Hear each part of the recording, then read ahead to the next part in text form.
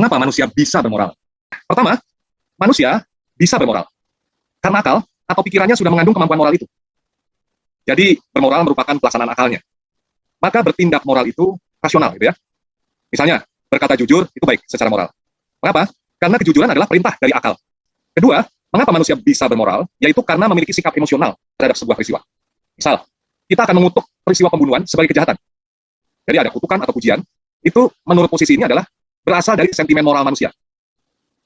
Kita selalu suka ya kalau melihat tindakan-tindakan herois, kita puji ya.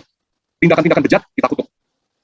Negara-negara juga begitu, pejabat-pejabat juga begitu, kalau ada pengrusakan, ada pembunuhan, atau apapun yang buruk, mereka akan mengutuk. Itu lahir dari suatu sikap spontan, emosional, terhadap sebuah peristiwa.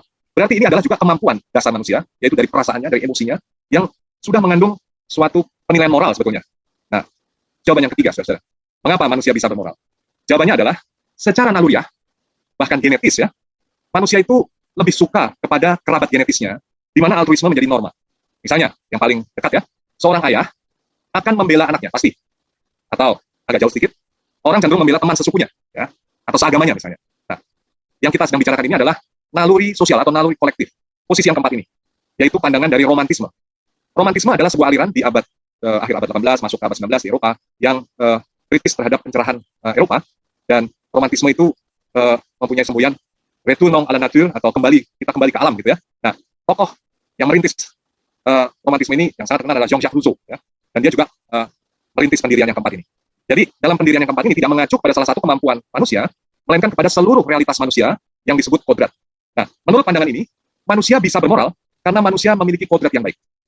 Jadi kodrat itulah yang memampukan manusia untuk bermoral. Jadi kalau kita renungkan baik-baik dalam pandangan keempat ini tentu bersifat metafisis ya.